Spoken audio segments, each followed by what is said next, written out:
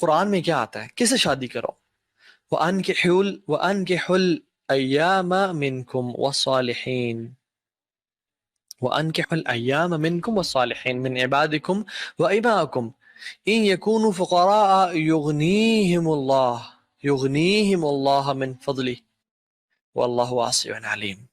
اللہ کی من فرمایا، بلکہ اللہ تعالیٰ قرآن میں فرماتے ہیں کہ شادی کرو سنگل خاتون سے جو والصالحین، the underlined word is والصالحین، جو صالحین ہیں، جو نیک خواتین ہیں، جو نیک مرد ہیں، ان سے شادی کرو۔ کمپیٹیبلٹی دیکھنی ہے، I'm not saying کہ کمپیٹیبلٹی نہ ہو، لیکن جو بیڈ راک ہے، جو شادی کا پلر ہے، وہ کیا ہے؟ والصالحین۔ یہ اصل چیز ہے، یہ ڈیسائسو فیکٹر ہے۔ کمپیٹیبلٹی ہو، بیوٹی ہو، سٹیٹس ہو، لینیج ہو، پیسہ ہو، یہ سب بات کی باتیں ہیں، انسان ڈیزائر کر سکتا ہے، اٹس نتھنگ رانگ، اور وہ اگر مل جائے تو الحمدللہ، لیکن وہ صالحین، نیک ہونا بڑا ضروری ہے۔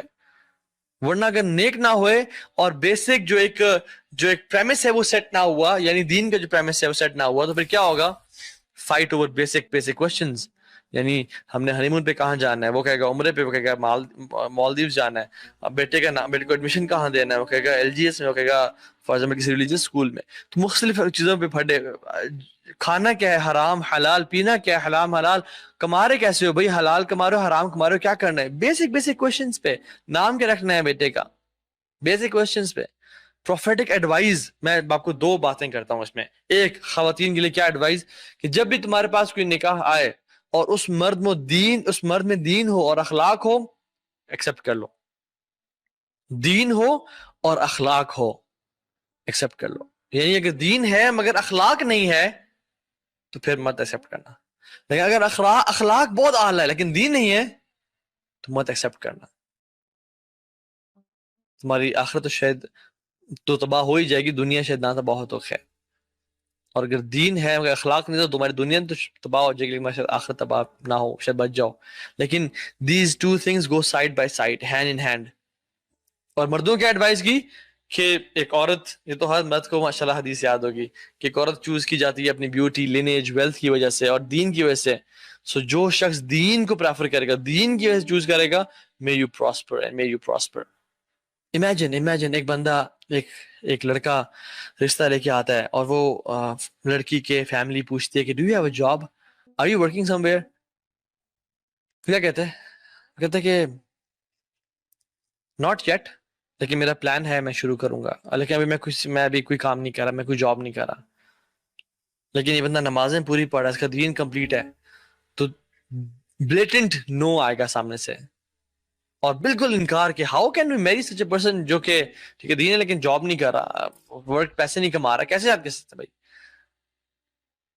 I'm not saying کہ ایک والدین کا اپنی بیٹی کے بارے میں کنسرن ہونا کہ اگلے کی جاب ہے یا نہیں ہے، یا وہ اس کے بعد اتنا تو ہے کہ کہیں بیٹی کو ہاتھ نہ پھیلانے پڑے، یہ کنسرنز ویلڈ ہیں، لیکن let's turn it over, let's do reverse action۔ کیا کہ ایک مرد آیا، اسے پوچھتے ہیں do you have a job, جی میری 6-7 ڈیجٹ سیلری ہے، میرا اپنا گھر ہے، میری اپنی گاڑی ہے، میرے اپنے سب کچھ ہے میرے پاس، I am working in such corporate company۔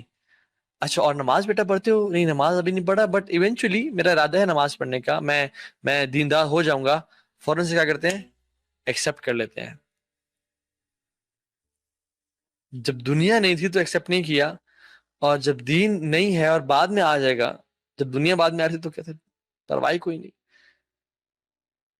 If a person is unable to give Allah subhanahu wa ta'ala his basic rights like salah and shukr and ibadat and leaving from sins, then how can he be able to give rights of your daughter؟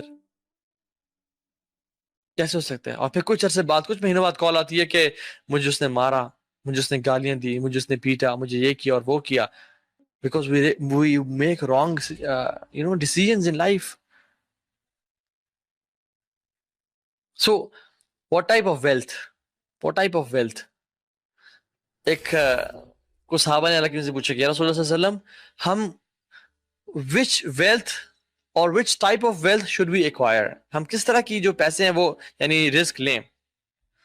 اللہ نے کہا، جو صحابہ expect کرتے تھے نا اس کے بالکل opposite answer دیا، اور کہا کہ a heart that is grateful and a mouth that praises Allah subhanahu wa ta'ala، قلبا شاکرا ولسانا ذاکرا، and a righteous spouse which helps you in your journey towards the hereafter.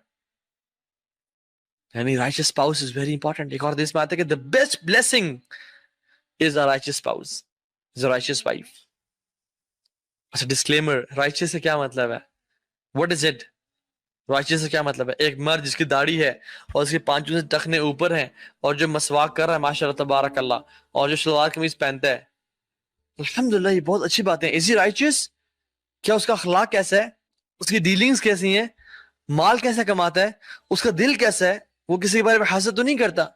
So righteousness is not just apparent. Yes, it is a part of deen and no one can neglect it. And those who say it is cultural, they are saying bakwas and they are saying words that they don't understand. یہ سب دین کا حصہ ہے. داڑھی رکھنا اور پانچے اوپر کرنا اور مسواک کرنا یہ دین کا جز ہے, لیکن it's not all of the deen. Deen is اخلاق as well. Deen is dealing with people as well. Deen is لوگوں کو معاف کرنا اور دل میں حسد نہ ہونا اور محبت کرنا اور اسمائل کرنا اور لوگوں کو درگزر کرنا. only Mazahir and no مخابر, only apparent چیزیں, no internal things. اور اس سے خاتون, righteous خاتون صرف وہ ہے جس نے ماشاءاللہ she is coming from head to toe and اور کوئی اس کا skin کا حصہ نظر نہیں آ رہا, and she is a Hafiza and she is an عالمہ. لیکن what if she has dual face?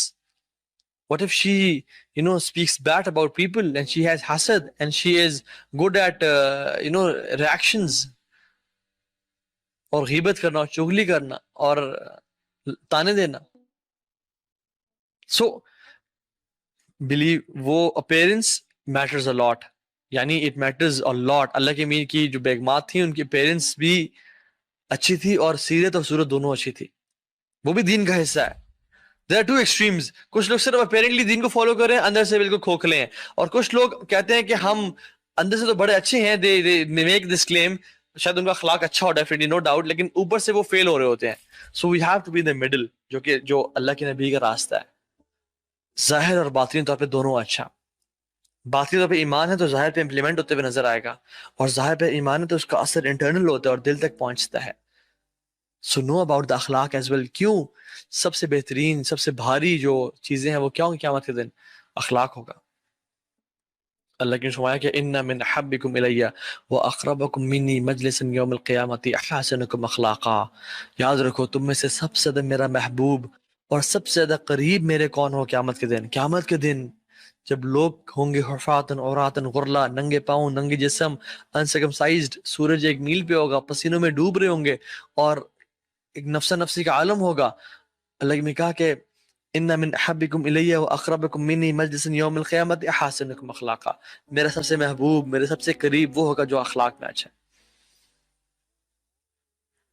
اور فرمایا کہ میرے سب سے زیادہ نفرت اس بندے سے ہوگی اور مجھے سب سے زیادہ میرے دور وہ شخص ہوگا جو الفاحش البذی, جو زبان کا تیز ہے, لوگوں کی غیبت کرتا ہے, گالیاں نکالتا ہے, یوز اینڈ ابیوز کرتا ہے اپنی زبان کو, اور وہ زبان کے اس کے کنٹرول میں نہیں ہے. So what you should do, wrapping up this topic of marriage and getting married, is number one, make dua. Make dua. Different dua, Rabbi habli min as-salihin, and du'as of getting a righteous spouse, Quranic du'as and other du'as as well. Make dua. اور واللہ جو آج اپنی success marriage کو enjoy کر رہے ہیں, they made the du'as religiously before getting married. religiously انہوں نے اللہ سے کثرت سے دعا کی تھی کہ اللہ ہمیں نیک سپاؤس دینا. قرۃ اعین.